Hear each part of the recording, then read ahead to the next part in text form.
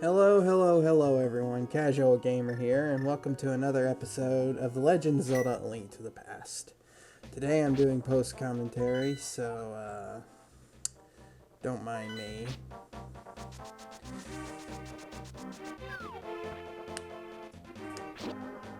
So, basically, last time we did the Dark Dungeon, the Dark Palace, and today we're doing the Swamp Palace, or what I like to call the Swamp Palace.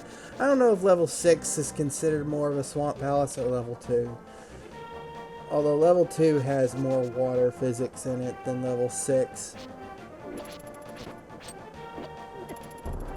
And here I get beat up like nothing. Get beat up by this moblin and whatever these green things are supposed to be. Can't keep up with these names. My plan originally was to head straight to the dungeon. Well, that didn't pan out too well, as you're about to see. I head to the swamp or marsh, whatever this is, and bomb this wall with a full wallet. Completely full wallet. I talk to this guy who gives me 300 rupees, losing a ton of rupees in that transaction. So I'm like, alright, time to go to the light world, go to the fairy fountain, and let's do this.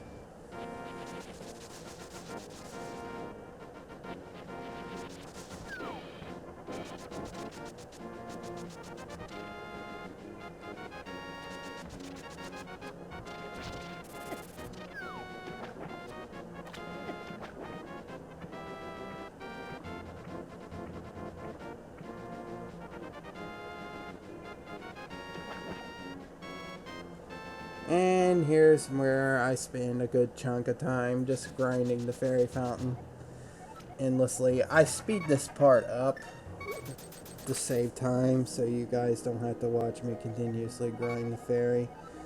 I upgrade the bombs to like 50 and then try to upgrade them again, and then it was already at the max level, which 50 bombs is the max you can carry in this game. And I think it's about 70 arrows, which I end up getting it up to 60, which you're about to see as I start trying to, I got the refund there, start to try to upgrade the arrows up.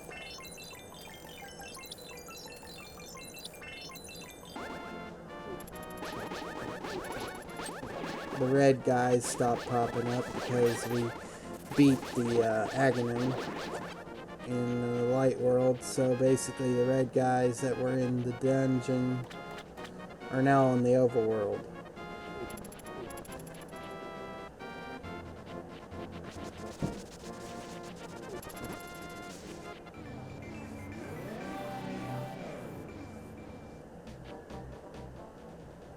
And I go back in here to get the rest of the rupees, which isn't much. It's like 4 chests of 20 rupees apiece.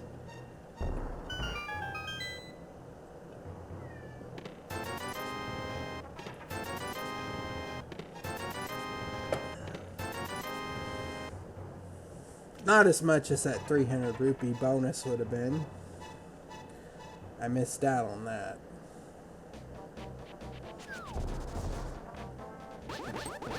I don't know if you call this a marsh or what do you call it.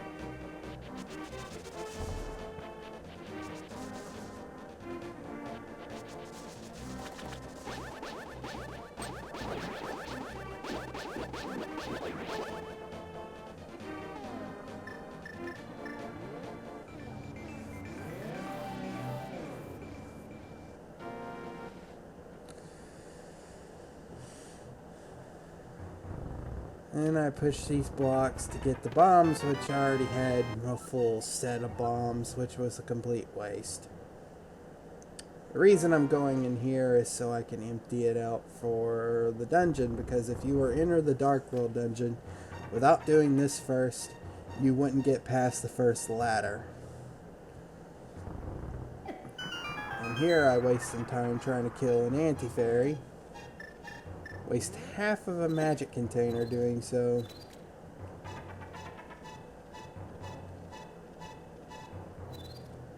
Yeah, complete waste.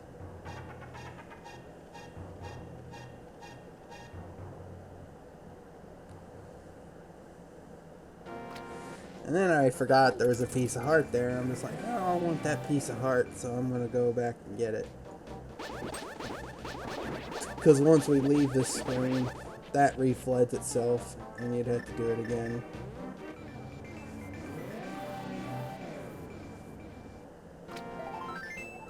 I'm trying to 100% this game.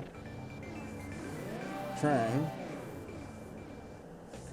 And when I say 100%, I don't mean getting items like the compass in the map, even though I get the compass in the map in this dungeon.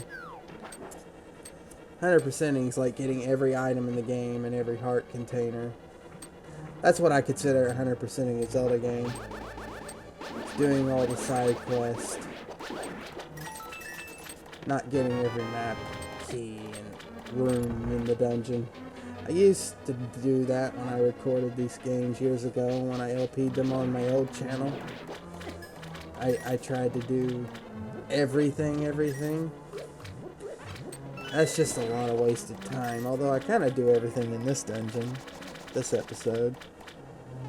But, you know, if I feel like I can skip some nonsense, these playthroughs of Zelda, I'm gonna skip some nonsense.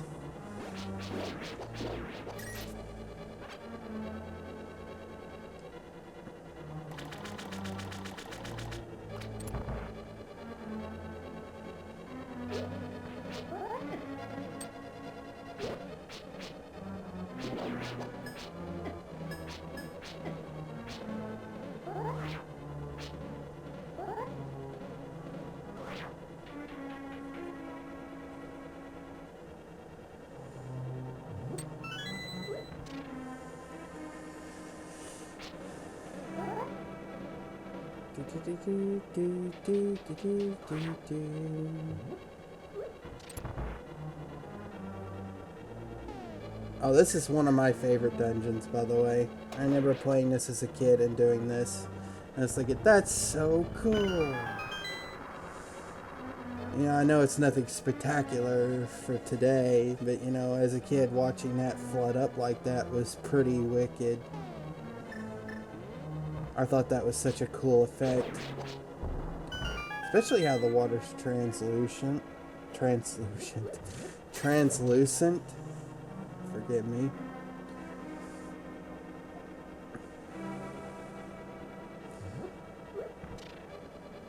Like, the water was so pretty back when I was a kid. It's like, it's so pretty, that's so cool. You can see the bottom of the tank while swimming in it.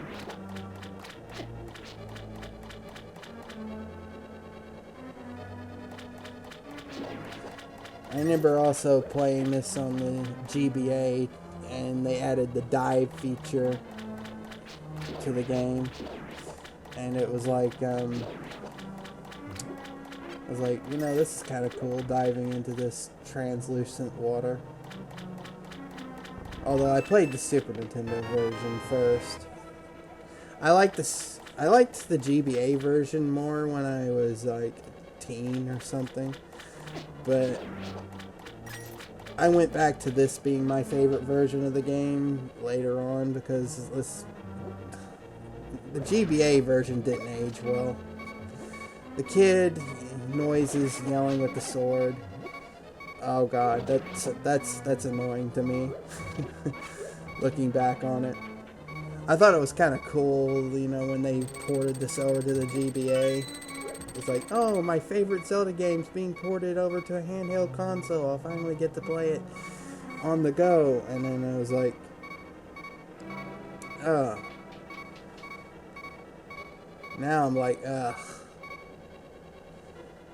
It didn't age well. The only thing I wish I could have played was the Four Swords thing, but I didn't have any friends who were fans of Zelda then or now, really, who would play that game with me. I still would like to experience the original Four Swords.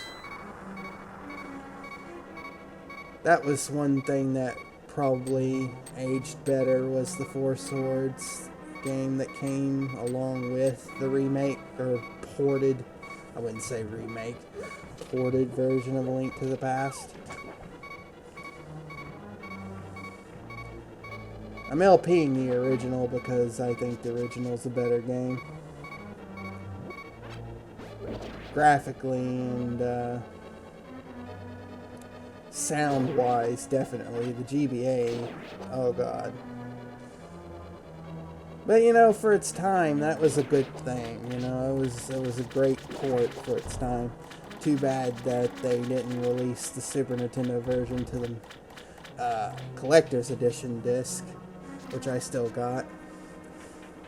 That was disappointing. I remember when the Collector's Edition, and I'm just talking about Zelda right now, first came out, and when it was announced, and my sister told me about it, and I was like, you know, it's gonna have every Zelda game, and, you know, because like my sister told me it was gonna have every Zelda game all the way up till right before Wind Waker.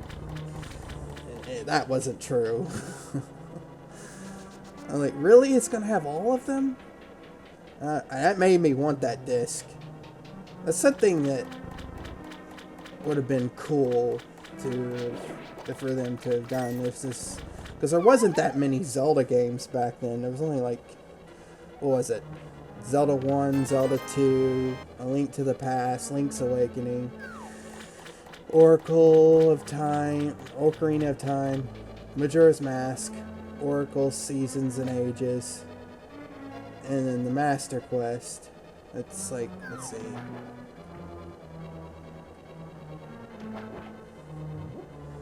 There have been 8 games. They put 4 of the 8 games.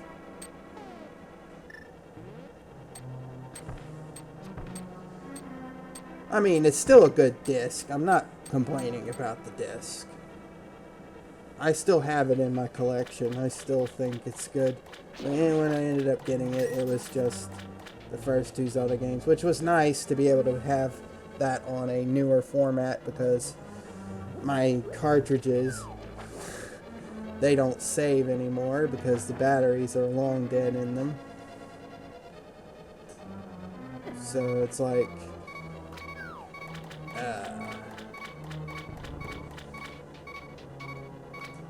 especially the original Zelda cartridge, that battery is dead. So having them on the GameCube was nice back in the day.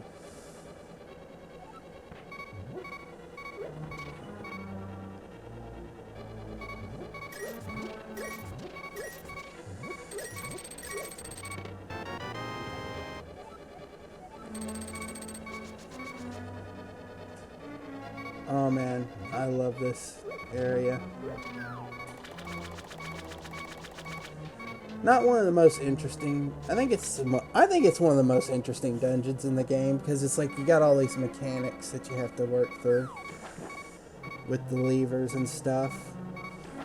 I have a cat behind me as I narrate this. Don't know if it's picking up on the mic.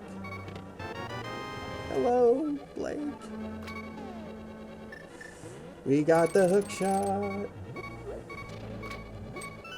You know, for a while, I couldn't tell what was my favorite Zelda game. Because this one and Link's Awakening are kind of like tied. Link's Awakening, and boy, do I want to go get the remake.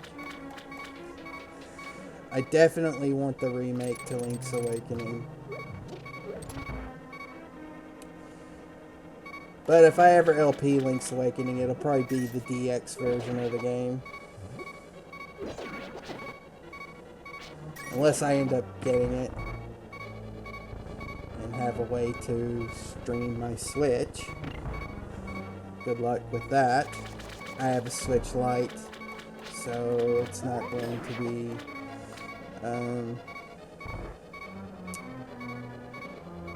easy, or actually even possible. I'd have to get an original Switch to be able to even have a chance at recording it.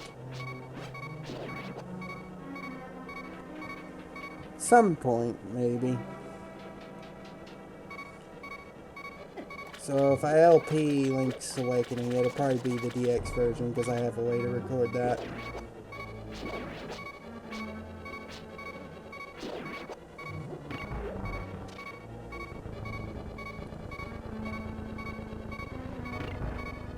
I might take a break from Zelda after this. Do some more Mega Man.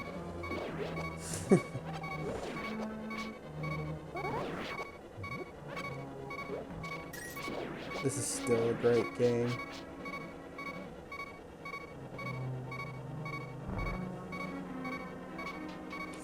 Oh, and if I LP Ocarina of Time, I went the wrong way there. If I ever LP Ocarina of Time, I'm definitely LPing the N64 version of the game. I'm sorry, but I think I like the 3DS version. It's pretty. But the N64 game isn't censored. The 3DS and GameCube versions of the game are censored.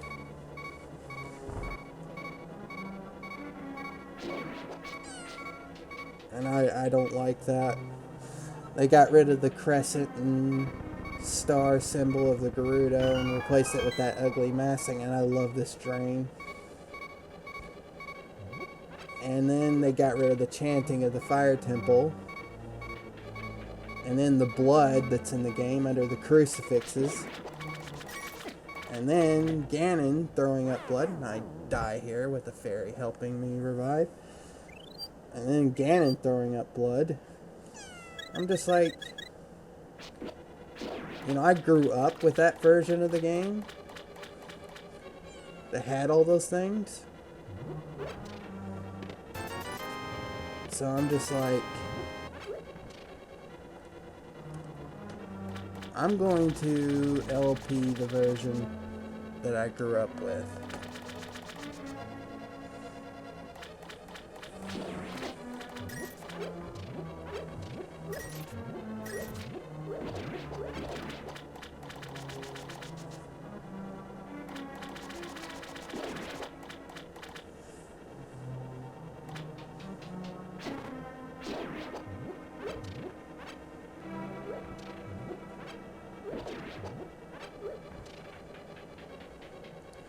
Zelda is still one of my favorite franchises of all time. I recently got Breath of the Wild. A friend bought it for me, and I'm like, ooh, I finally get to experience Breath of the Wild. But you know, there was one thing that kind of disappointed me with that game so far. Spoiler, there ain't really anything for dungeons in it. And I love dungeon crawlers. It's one of the things I love about Zelda is the dungeons. And I've noticed over the years that each time a new Zelda game's later Zelda, since Majora's Mask, they've been decreasing the amount of dungeons that are in a Zelda game. I'd say this game right here that I'm LPing has the most dungeons in it, sadly. I'd like to see a Zelda game made again that's just a pure dungeon crawler. Just a pure old-fashioned dungeon crawler. Not yeah, the overworlds are pretty now and all that stuff, but could you imagine that graphic capability, but also with dungeons, like big immersive dungeons? And have several of them. Like, I think a Zelda game should have like 12 dungeons in it. Because this one had like, I think about 11. Just imagine this Zelda game made today with the amount of dungeons that was in this game, plus all the graphic enhancements and all that stuff. This boss is annoying, and I end up taking a hit right here, even though my sword was out. I see now that it hit my side, kind of. But it's still an annoying shot.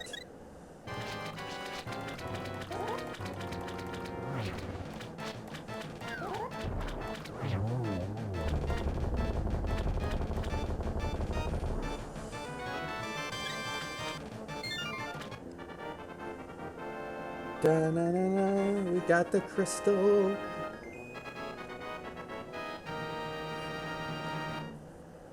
Next time it ain't gonna be post-commentary, or at least unless people prefer post-commentary, which I don't think anyone's watching this anymore. There was some people at the beginning watching it. Char, because of you, I can escape from the clutches of evil monsters. Thank you. The Triforce tells a story. Tells about how Ganon used to be called Ganondorf. Although if you notice, it says that once Ganon got the Triforce, he got trapped there. It didn't say that, like Ocarina of Time's explanation, which was that he conquered Hyrule first and then got sealed by the sages. No, in this version of the tale, he grabbed the Triforce and got all the Triforce, mind you, and got sealed away that way. Which, who knows how he got sealed away. The Zelda timeline's been split into 3 sections.